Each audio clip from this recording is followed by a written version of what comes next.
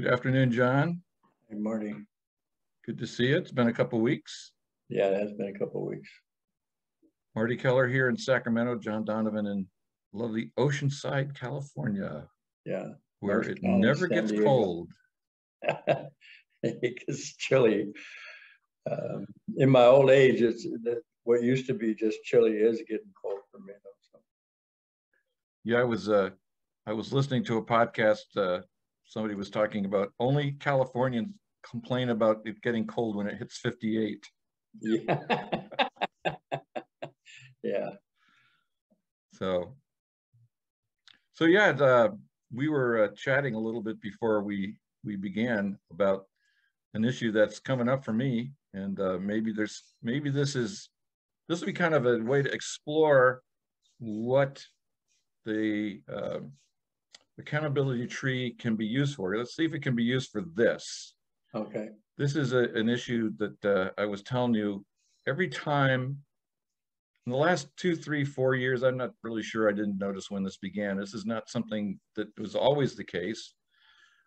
But recently, every time I've been scheduled to travel somewhere and scheduled to travel out of country in the next couple of weeks, I get anxiety. And like I'm going back to Michigan in April to participate in a memorial service for my parents.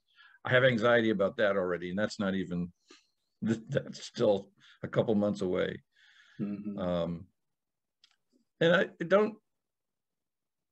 I'm not able to, on my own, figure out what's going on. If there's anything to be figured out, maybe it's just fear of the unknown. I mean,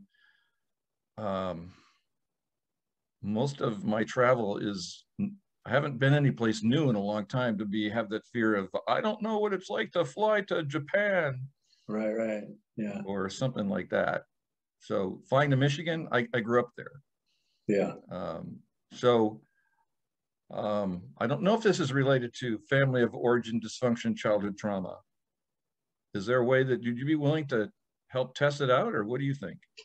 Well, it's my belief about myself. Anytime I'm in a situation where I'm feeling discomfort or disease, anxiety, and I don't take pro-action, it's persistent. That is family of origin, childhood trauma. If I'm feeling anxiety and I take a breath and then take an action, that's me in my life. That's me dealing with what's coming up. It could be a conversation, a difficult conversation with a loved one, and I feel anxiety, and I take a breath and I go over what my intent is in this conversation, and the anxiety relieves. The anxiety that holds on, I want to offer family of origin dysfunction, childhood trauma, especially when it's not rational.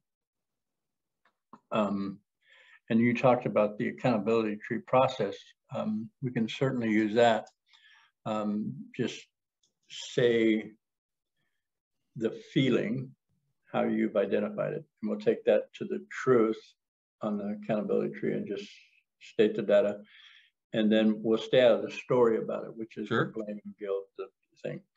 And then what I would do, just a bit different, is embrace the body sensation when you say, I have anxiety about flying.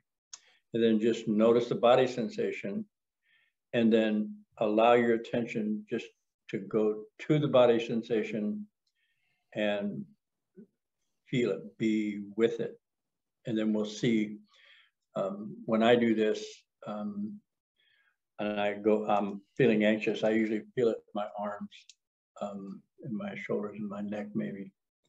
And so I'll lay down and okay, I'm in this body sensation, and I'm calling it anxiety. And I'll just breathe and notice the body sensation. And in that acceptance, nurturing place, some information comes to me. And the information doesn't have to be articulated in some kind of verb It can be a relief. It can be a memory comes up around what happened between mom and dad or between us. And then I see the connection and I go, oh, well, back then that hurt and I wasn't able to express it. So if you're willing to try that, just bring that anxiety up. Yeah, I haven't even said it yet and I can feel it. Yeah. In the pit of my stomach. There you go. So just take a deep breath and I'm feeling this feeling. I'm naming it anxiety. I'm feeling this feeling that I'm naming anxiety. Okay, and then go into the body sensation. Like go into your viscera, just allow it to, and breathe.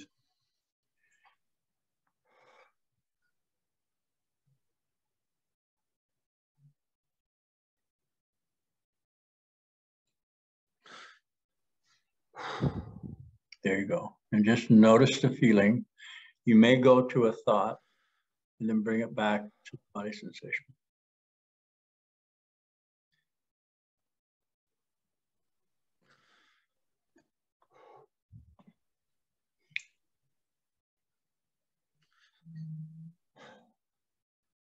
There you go. And then back to the body sensation.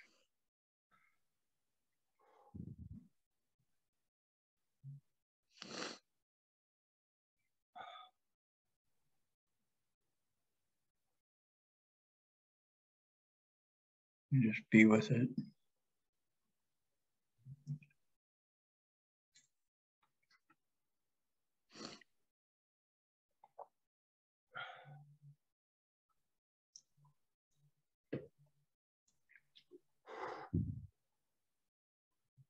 And just notice any difference or insight.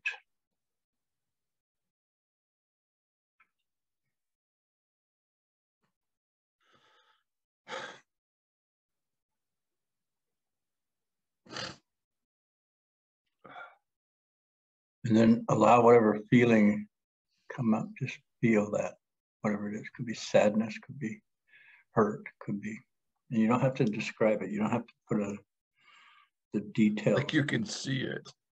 Yeah. Oh. So, what was it? Well, it came up twice. I had two waves of real intensity in this energy. And the first time and the second time, a voice, I just heard a voice inside say, I really love you. You're okay. It's okay. And that made me feel this energy again. It's like, really? Wow, Marty, that's profound. Let me tell you my experience. Oops, excuse me. What you said that was the first wave. What was another wave? Well, the second wave was after I acknowledged this love. It was like that, the sense that even I would love myself. It's like there's an emotion attached to that awareness. I don't know what to call that. It feels the same, but it came from a different, it appeared to come from a different source. I don't know. Right. Okay. When I started doing this work in public, I do workshops or go to a venue and do a world conference. Before each workshop, I would have extreme anxiety. It would be the blackout anxiety where I'd forget everything. I'd forget what I'm presenting. I'd forget. And so what I did was make sure I had a PowerPoint or something to put up on the screen so I could remember where I was, because I would lose and go blank. I know it well. Yeah. And so I would feel the anxiety and then I would create an intent or a step to move through it. Before my recovery, I would feel that anxiety and just not do it. I'd say, okay, no, I can't do this. I remember giving a speech in front of a classroom in mechanical electrical technology. And all I was doing was explaining this type of motor. And I knew the motor. And so I wrote everything out on a piece of paper. And I got up in front of the class and I was shaken so bad, I couldn't read the paper. Wow. And I put it down on the table that I was with that had the motor next to it. And I was shaking so bad, I couldn't read and the teacher just said, oh, John, it's okay. It's okay. Sit down. It's all right. It's good. And I sat down. So recently I was talking with my daughter and we were talking about getting a motorhome. And I got all excited and started looking at Facebook Marketplace and all these different places to buy motorhomes. And I did it for about a week and a half. And I found this one that I thought, oh my God, that's an excellent price. And it was in Phoenix. And I called my daughter up and said, I'm going to Phoenix to check out this motorhome. She goes, oh, okay, Dad. And then I shot out. And I go look at this motorhome. I buy it and I'm driving and I feel this anxiety. And I'm driving home. I get to her place and my idea was, oh, good, happy, everybody's happy, pull it up, put it on her property. And she said, where are you going to park it? And my heart sank. And I thought, oh my God, I thought I was going to park it right here. She goes, no, the homeowners won't let you do that. And see, it was like I got blindsided. So I went into this anxiety, thinking about what did I do, or she said, I said, and I was home. And it's like, oh my God, I've been teaching this for 25 years and here I am just decompensated. So what I did, Marty, was lay down in my bed and I said, okay, I'm going to feel this. And I felt it on my arms and in my chest and in my gut.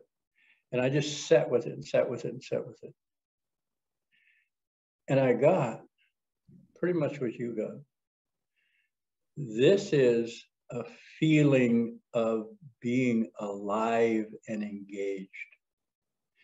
And when I was a child, that feeling of being alive and engaged was chastised, was ridiculed, was told I was selfish. So actually the feeling of being loved became the enemy. And I called it anxiety. And it was because there was this battle, don't feel this. And I'm in a feeling, I'm in this situation where I'm feeling, and yet the anxiety wants to keep it down. And so what I got was, oh my God, what I got robbed of was actually the feeling of being engaged in my life. And you talk about sadness. It's like, and then joy. And now I'm feeling that feeling in my heart. And I know that I'm alive, that I'm a human being that has, concerns. I don't want to say something stupid and, everybody in the whole world knows it, and it's okay. That caution, that feeling, it's like, oh my God. And when I get into my classroom, I still have these, when I feel it now, I just say, oh my God, I'm alive, instead of, oh my God, something's going on with me, I'm wrong. There is, and it is so similar to what I heard you say, that it's stunning to me that's what you got, that I am lovable. And fighting that anxiety or trying to come up with a reason because it's not rational. I'm a 70-year-old man and I'm like, I've flown, 1,002 times, and it's like it's not rational. And then blaming yourself or criticizing or trying to figure it out, when it's, for me, and what I heard from you was simply, oh my God, I'm alive. And it is so counterintuitive. But I want to complete the tree. Yes. Because what I want, having the benefit of listening to what you said, but noticing my feelings right now, there's still tenderness in my gut. Yes. It doesn't hurt like it was hurting. It's just tender. No. Yeah. It's like, like a little kid, just tender. He fell down and bruised his knee. Yeah. Yeah. Kind of feeling. I intend to enjoy myself. Yeah. Yeah. I intend to enjoy the people I'm going with and the people I'm going to meet. Yeah. Here's an intent with. I got. Excellent. The intent I'm using right now is, it is my intent to be unapologetic for my joy. Yeah. It's like, how you doing? Oh, I'm doing fine. I'm stellar. I'm like flying. I'm soaring. Well, I came to the insight in facilitating some of our meetings that the more exuberantly we can state our intentions, the greater the power they have. Yes. Yes. So when the intentions I'm with you. So, are fueled by that feeling state. Yeah. They have power. So I intend to extravagantly enjoy my trip. There you go. Yes. Me too. I'm excited. When I work with people who are struggling with self-acceptance, which includes me. Yep. And people come to that. They say, they go through the work, they feel the feelings, they say, okay, what do you want? I want to love and approve of myself. Yes. And I came up with this one. How would it work for you to say, I intend to love myself more than anybody else on the planet? Wow. And I watch people go, can I say that? I don't know. You want to give it a shot, see what happens? Yeah. Yeah. Wow. And then what I notice is most often when people try that on for the first time, they get this little kid in wonderland look on their face. Mm-hmm. It's like they don't have words, because it goes against all of our training as adult children of alcoholics to not give ourselves the slightest thought that we can have our life and have it extravagantly. Yes. That we can love ourselves extravagantly. I think like you, I grew up in a Catholic household, and one of the great Catholic things that was reinforced not only in the family but in the Catholic school is don't say great things about yourself. Be humble. Mm-hmm. And they didn't actually teach us what humility actually is. They had something else in mind. It's not true humility. Self-deprecating. Exactly. Yes. Participate in your own self-diminishment. Mm-hmm. And so when it's just, I just have with great compassion when you invite people to consider saying something extravagantly wonderful for themselves, and you can almost see the muscles trying to prevent the words from coming out. Mm-hmm. How dare you? Right. How dare you? The word that comes, the accusation, you heathen. Yeah. Well, that's particularly Catholic, isn't it? Yes. Actually, it's Muslim too, but we don't come from that tradition. Right. Yeah. And it's interesting what just came to my mind, because as you know, I'm the minister at my church. It's like Jesus was kind of an extravagant guy. Mm-hmm. He was like, the kingdom of heaven is yours if you want it. Like, Mm-hmm. the kingdom of heaven, what the hell is that? Why, that's access to all possibility. Yes. Unimpeded access to whatever you want is yours if you wake up. Here's how you wake up. That's not what we were taught in Catholic school. No. Again, I don't want to make my training wrong. That's just those people probably had the same limitations I've lived with for a long time. Yeah. And this notion of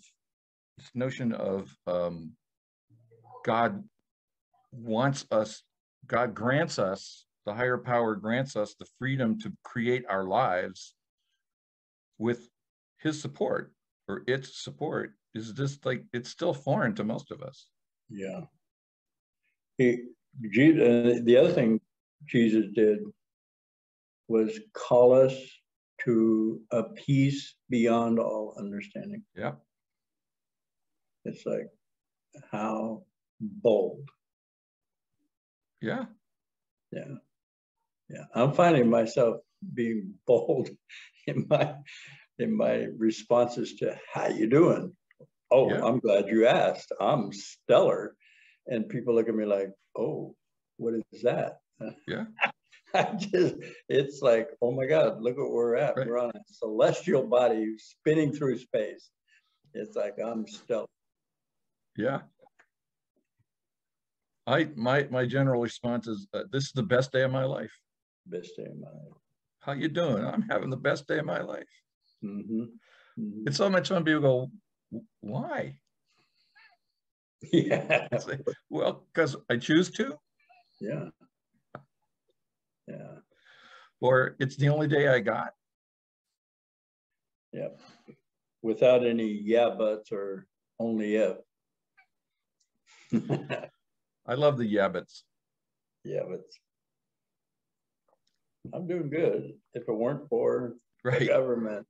Right. Or I'm doing good, except. Yeah. Yeah. Extravagance. I'm going to write that down here. You know, one word that I had difficulty with, which I do not have difficulty with now, is the word opulent. Opulent. I intend and deserve opulence in all areas of my life. How about unlimited opulence? Okay, let's go. Yeah, hey, thank you for that. Let's make that bigger. I had this last week, my daughter asked me to spend the night with my grandson and then take him to school in the morning. And I did. I got over there about, I don't know, 5. Actually, I picked him up from school at 4. And then we went home and had dinner. And I got him ready for bed in the morning. I gave him a bath and we got him dressed and he played a while. And it was such a pristine feeling of being there for him. One time I set something down for him to eat and he goes, "You forgot my water." And I said, "Oh my God, I did." Let me get that for you. And I was, and still am, high on that. It's like, in the morning, I told him I loved him. Solomon, I want you to know I love you. And then about 10 times later, asking him the question, "Hey, Solomon, did I tell you this morning that I love you?" And he goes, "Oh, Grandpa, yes." And I said, "Oh, I just want to say it again, I love you." And took him to school, dropped him off. And it was just, I don't have a word for it. Pristine. Wow. Opulent. Opulent. There you go. Extravagantly opulent. So, and see, that's something I couldn't have asked for. I didn't know, I wouldn't have known how to ask. Sure. That experience. And then having had that experience, I know that it's a direct result of this work that we talk about, the intentional living accountability tree process, where I own my character defects, the 4 constants of relationship, focus attention, own my projections, move towards my discomfort. And then today I intend to, always have an intent. So, and if it's not next week, the following week, I'm gonna do a podcast where I just go through the board work, go through the accountability tree, go through the 4 constants. And anybody listening to this can go to my webpage, donovancounseling.com. And on the homepage, scroll down and I think it's it's the second to the last page. There's two manuals, two workbooks that you can download for free. They're just on there, just download them. And one of them is the intentional living, the material we talk about. And I have another manual I have, it's called Violence Cessation. It's anger management, how do I stop my violence? And anybody that wants more of this information can simply go to my webpage, donovancounseling.com, scroll down, homepage, second to last page, intentional living, hit the download, violence cessation, hit the download, and all this material, and then see where we go from there. I want to offer a caveat to the person that's going to do that. Okay. If you don't mind. I just want to emphasize this work is experiential. I remember in the 90s, or maybe in the 90s, my dad had gotten involved with Gene Houston. You familiar with Gene Houston? Mm-hmm. Gene Houston was one of the early pioneers of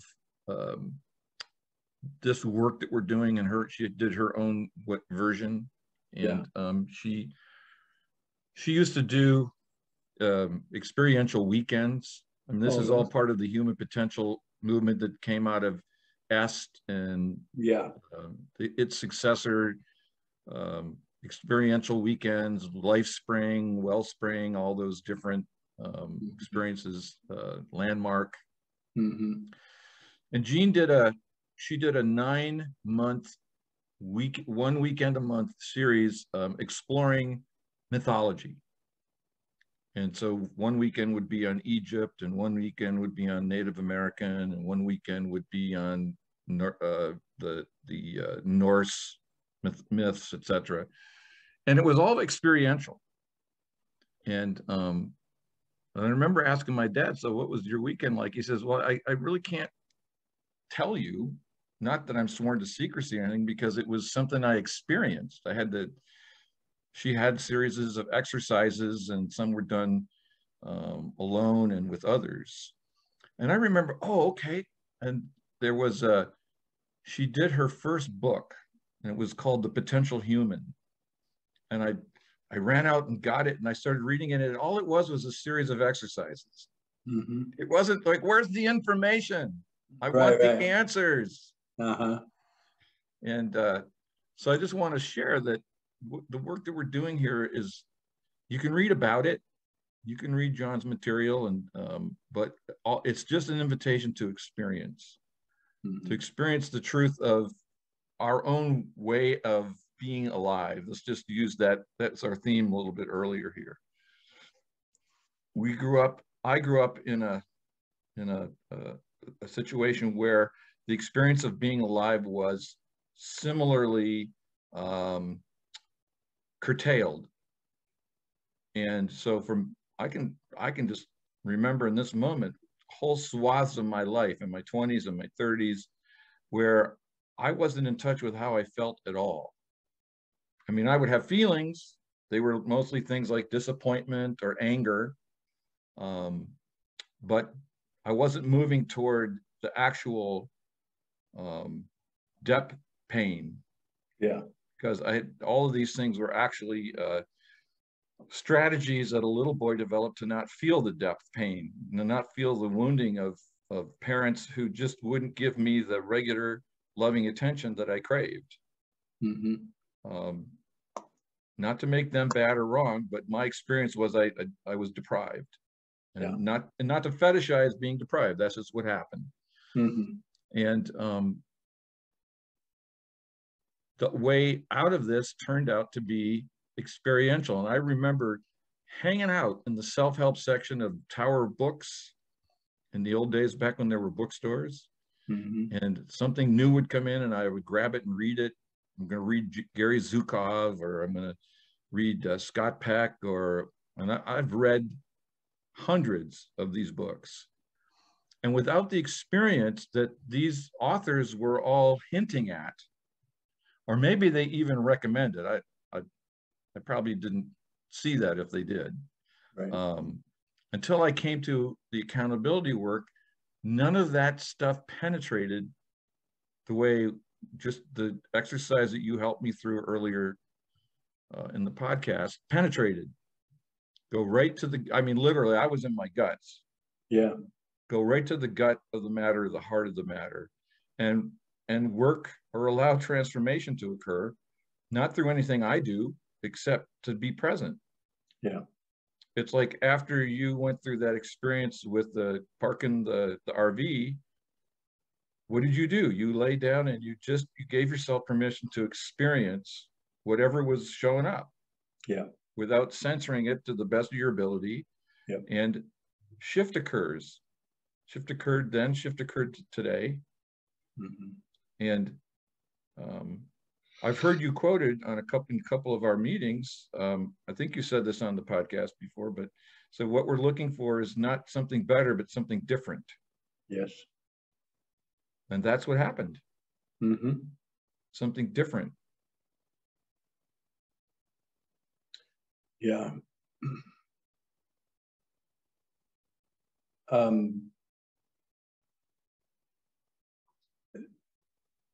I received it the same way through an experience. I did. It wasn't Landmark. It was this thing called Impact. It was another derivative of the S movement thing. And I did 3 workshops, 2 4-day workshops a month apart. And then the third workshop was every other weekend for 6 weeks. So I went 3 times. And they actually gave us the experience of what it meant. And again, it's difficult to explain. It's difficult to explain the accountability tree process. And I'm offering the information on the manuals to pique curiosity. I hope so. Yes, and then coming to a workshop or to a group, you don't have to do it. You can just watch somebody else do it, and then you feel that, because what they do, you feel, whether you were told you're able to sense feelings or that's all poo-poo stuff. I mean, it happens, and when it happens, it adds to you. And when it happened to me, I wanted more. I want to well, my cry was, I want out of this self-critical morass of where I found myself, self-deprecating, other-deprecating. And it came in little bits from the 12-step, from these workshops. I'm talking about the Impact and other workshops I've done, art workshops, where I embodied something through my feeling body, and that's experiential. So we're going to give all the information on how to get to one of these meetings after the podcast. So if anybody's interested, they can dial up. And again, you can come on the podcast, you can go on the Zoom meeting. I mean, blank out your screen, put yourself on mute, and simply observe. You don't have to participate one iota. So, well, actually, I'm gonna boldly pick up what you just said. It sounded like a slip. You could come on the podcast, but if anybody's listening would like to come on the podcast and talk about this with us, let us know. Yeah, yeah. Put it in the comments. We've had other guests, as you know, to share their experience of going through this work. We actually welcome that, because everyone's perspective is unique to them, even though there's a universal experience as well that's common to all human beings. Mm-hmm. Everyone also individually brings his or her own special gifts, insights, life experience to share with other people. Mm-hmm. So I'm open to that. Like John said, just stick a note in the comments and let us know. And our lawyers will contact yours. Just kidding. Just kidding. Yeah, I don't know. We don't have a lawyer. Very good. I've been reading this quite intriguing biography of the Beatles called You Never Give Me Your Money. And it's basically a story of their relationship financially after Brian Epstein died and they created Apple. And it's quite fascinating because it turns out that they spent most of the time, even after John died, they've been spending most of their time with lawyers. Oh, wow. Because they had so many financial, they had people running their finances whom they didn't know and whom they naively trusted. And so they had a lot of situations where they had to throw the bums out and start all over again. And in the meantime, they weren't trusting each other. And it was like this one ginormous dysfunctional family. Yeah. Yeah. So the Ringo at one point in the 1990s said something like, you know, we exist to put all of our lawyers' kids through college.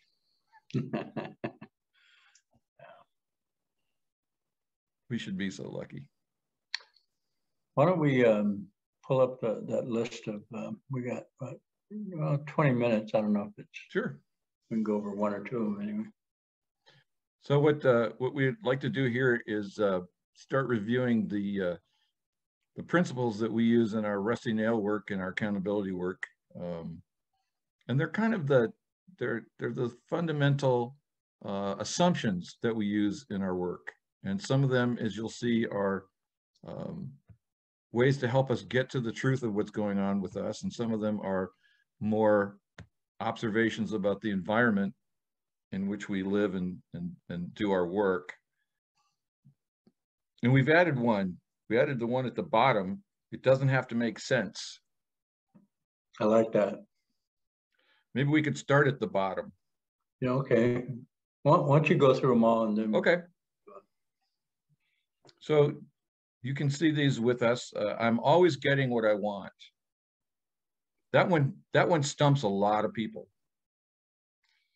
Yeah. We'll come back to that. It's never about the other person. And its corollary, the issue is not the issue. So as we saw earlier today, the question of anxiety about travel may not be about travel. Right. The issue is not the issue. People treat me the way I want them to. The quality of my life is determined by the focus of my attention. Life happens for me, not to me. What I resist persists. Hurt people. Yeah. The world outside me is but a reflection of the world inside me. Wow. Or another way of saying that is life is lived from the inside out. And finally, as we said, it doesn't have to make sense.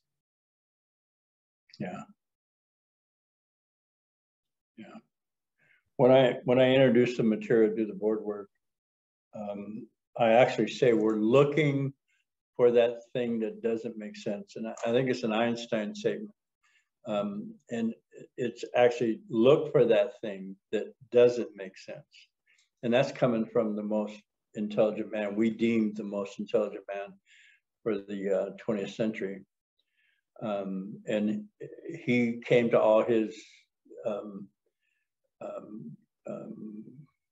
discoveries by looking for the thing that didn't make sense. Because the things that make sense to you are already in you, and what's created where you are at. And to add something new, that's where it doesn't make sense. Well, and the corollary to that is if it makes sense to me, I stop seeing it. Oh, yeah, I like that. I just become used to it. It just becomes my reticular activating system is no longer engaged to notice anything about it. Right.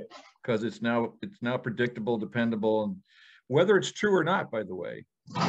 Yeah. If I have an assumption then of course I'm not going to see it. So that it's why I remember the first time you said, I heard you say, I'm reveling in my character defects. Yeah. Well, that's a way of doing what you were just talking about. Mm-hmm. It's like, oh, that doesn't make sense. Yes, Right. we're looking for that which doesn't make sense. Right. Yeah, and I discovered that naming and owning the character defects was the beginning of they lost power. Right.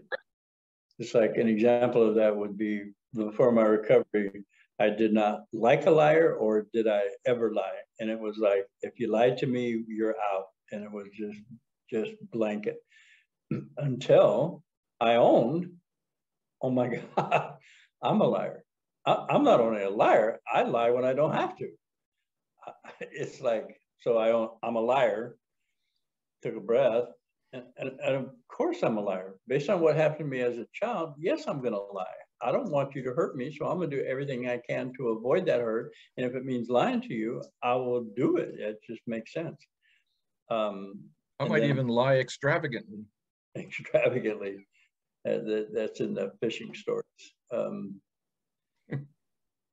the banter of men about how cool we are. What was I saying? Oh, liar. And when I owned it, I wrapped it up with, it is my intent to be honest. And that journey of honesty began with that statement, I'm a liar.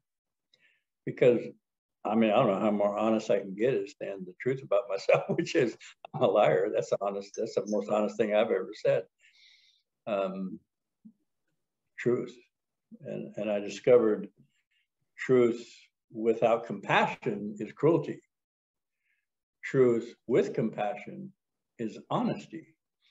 And I got to that by doing something that is nonsensical, which is simply owning I'm a liar, which is counterintuitive. So, yeah. Let's segue and talk about the first one. I'm always getting what I want. Right. People will say, but that's not true. I don't want what I'm getting. I want peace and I'm getting anxiety. How can that be? Okay.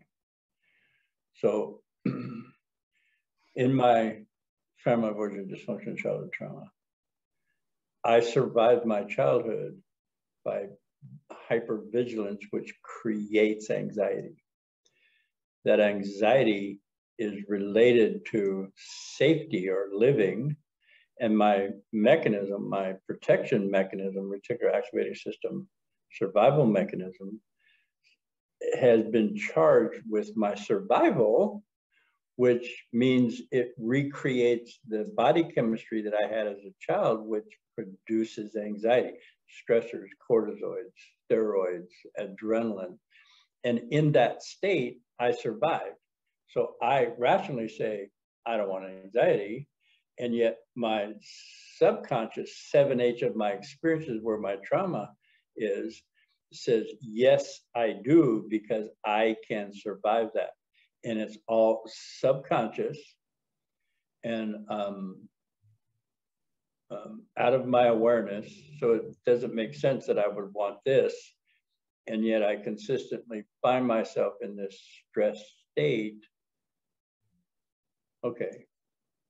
And when I get it, that little child in me wants to survive. And the only way it knows how to survive is to shut down its emotional body, which creates stressors. I recreate that in my adult life without a conscious awareness of it. And then I blame myself.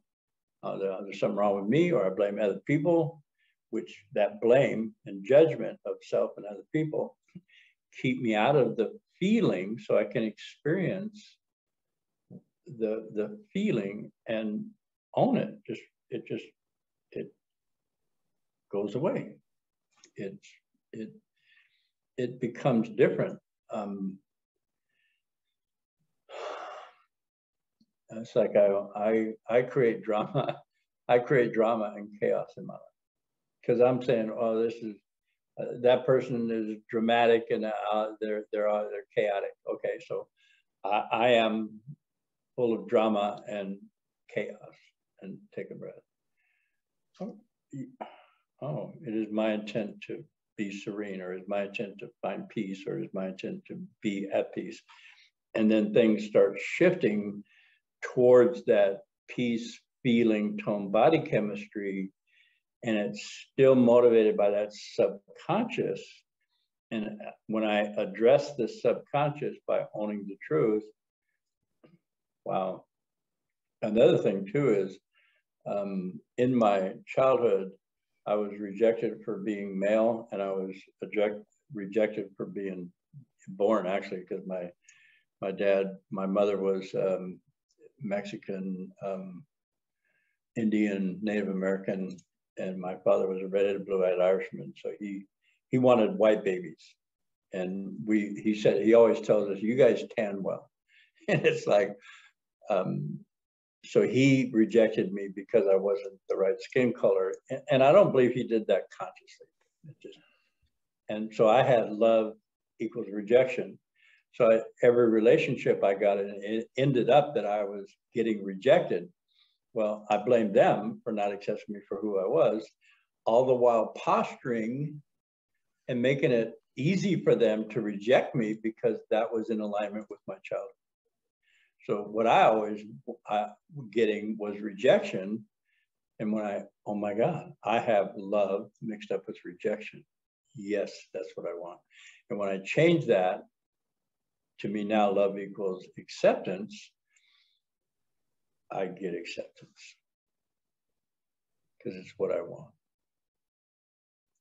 All the changes that happened in my life happened in that subconscious part of it. And everything we're talking about, like this statement to create a dialogue about what's really going on internally. And then the awareness, oh my God, oh, I am unworthy. So that's why people treat me in a disrespectful way, because I know I'm feeling unworthy, and it's not conscious again. So if I'm always getting what I want, which is rejection, oh, that sucks, that hurts. Oh, I want to be treated with high regard. Is my intent to be treated with high regard? Is it my intent to hold myself in high regard, and then people accommodate that? Okay. One of the first times I heard this principle enunciated, we were in a meeting back in our old men's group days. And what I heard you say was, if you want to know what it is you want, if you'd say, I don't really know what I want, or this doesn't seem to be what I want, just look at what you have in your life. Yep.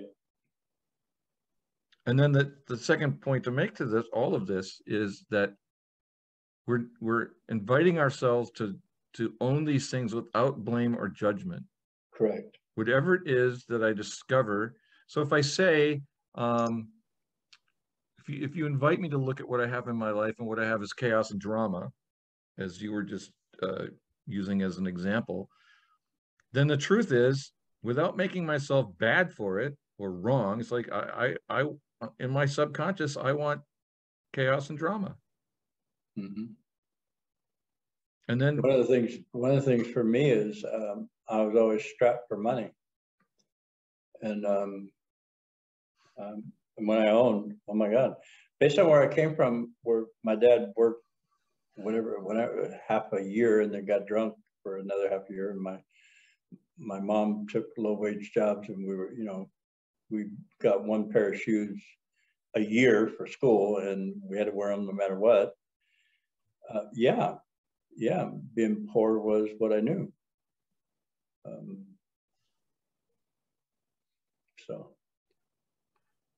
So just as we go through these principles, to emphasize that it's not about blame or judgment.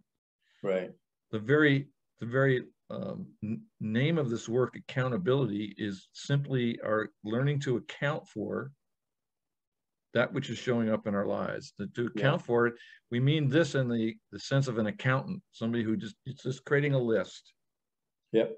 And we, you know, if you're an accountant and you're creating a list of expenses or income or whatever, you don't have an emotional attachment to any of those line items. They're just what is. And this is the dispassionate attitude we're inviting ourselves to take as we look within. Because I know for myself, if I don't do that, then all of those things in my subconscious that want me to feel miserable will just use it to help increase my sense of misery. Yeah. Oh God, look how terrible I am. I'm always getting what I want and I want chaos and drama. What's wrong with me? Right. It's like, okay, let's see if I can own this without making it wrong. It's just what's going on. Wow. So what we're saying here, just to wrap this one up a little bit, is when I say I'm always getting what I want, and if I notice that what's showing up, I say I don't want consciously, then this is an invitation to look into my subconscious. Yes. Because if it is showing up in my life, then, and as you said, John, 7/8 of our experience is in our subconscious. Only 1/8 is conscious. Yep. And by the way, that formula is true regardless of how enlightened we are. Yep. Simply because our brains can't possibly process everything that's in us in our conscious mind. Mm-hmm. Like our eyeballs would blow out of our sockets and we have smoke coming out of our ears. And we'd never make a decision because we'd be going all over the information. Subconscious processes 4 million bits of information per second. Right. The conscious mind processes 4.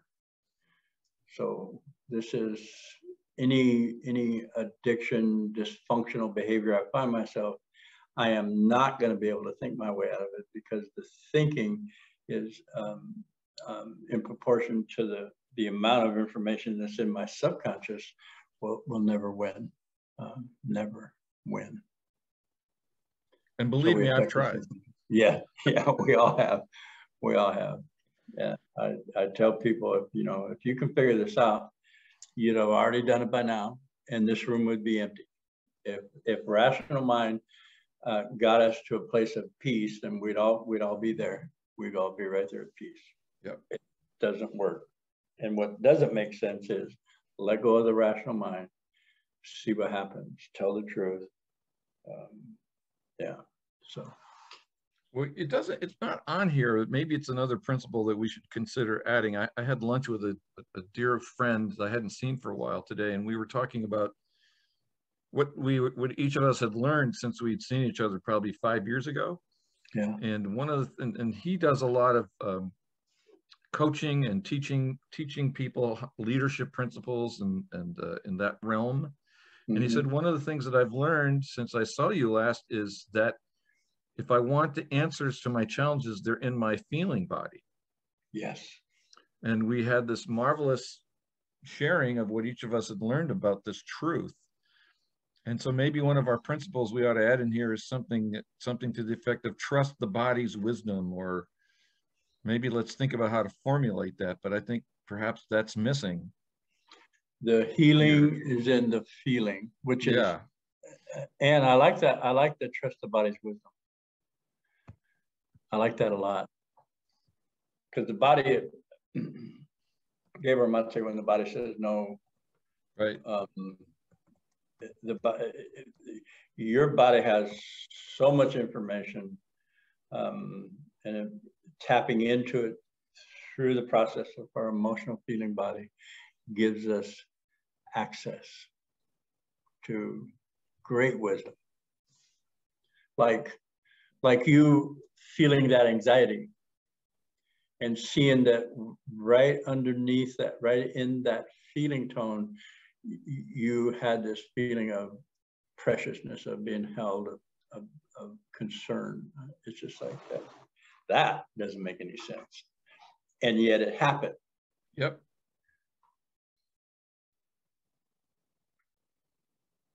yeah, again, it's one of those interesting paradoxes. On the one hand, we can talk about this till the cows come home, and we're human, so we have to talk in order to communicate, but it doesn't deliver the information as powerfully as experiencing it for ourselves does. Right. And my hope, one of the things I gained that was significant and I use a lot is somebody was talking to me one time. He said, the great minds of our time were asked, what's the solution to the global dilemma? And I was on pins and needles. It's like, okay, what is that? And their one word answer was dialogue. And that's what we're engaged in. We're engaged in a dialogue.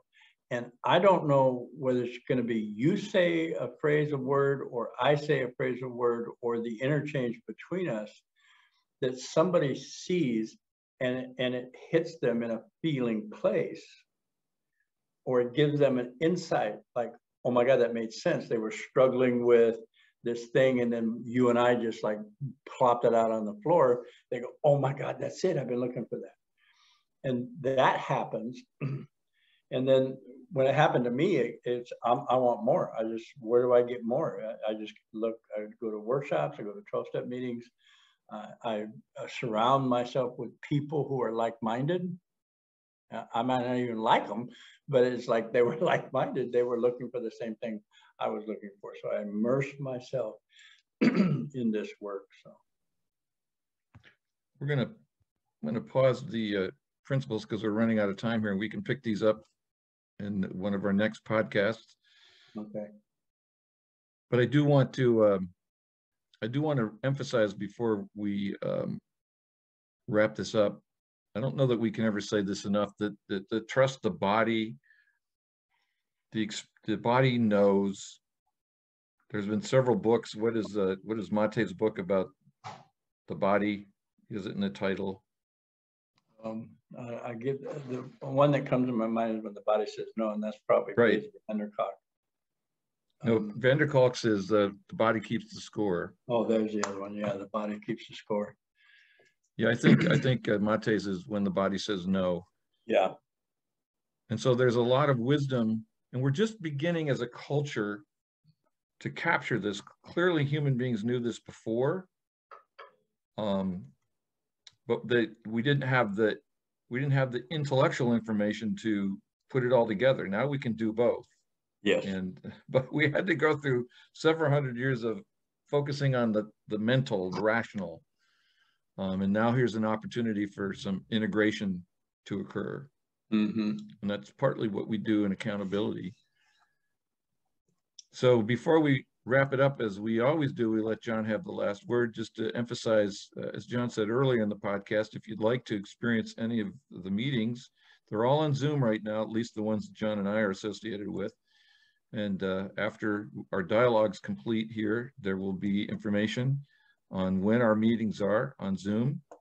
We have Monday and Thursday evenings at 6:30, Tuesday afternoons at 4:30, and Saturday mornings at 8:30, all the Pacific time. And you'll have access to John's email address and my email address. So shoot either one of us a note. We'll be happy to send you the Zoom link. And as John said, just come and look, just come and watch if you want. And some people come and participate right away. That's fine. There's no right way or wrong way to do it. We just love to have you. Yeah, yeah, really would. So, John, last minute thoughts or feelings. I had one before. Anyway, I would just welcome anybody that whether you need to muster courage or just come on and check us out and see. The healing is in the feeling. That sometimes seems, these sayings get so old that they lose their meaning. Anyway, you will come to a life you never knew possible. there was a promise in the 12-step program that I read. And I thought, well, that's cool. And then I started naming the life I wanted. And I couldn't name it.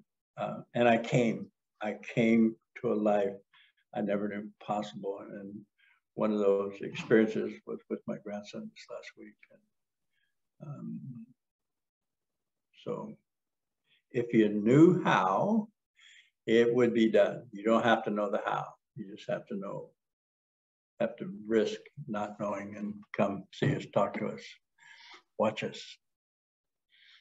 That's it. Well, sign me up. Okay.